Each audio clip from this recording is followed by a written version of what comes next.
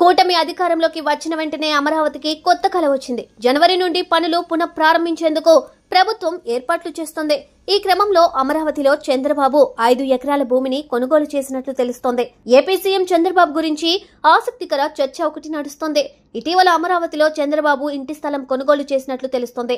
ఇప్పటి వరకు రాజధాని ప్రాంతంలో చంద్రబాబుకు సొంత ఇల్లు లేదు. కరకట్టపై నివాసంపై వైసీపీ ఏ స్థాయిలో వివాదం చేసిందో తెలియంది కాదు.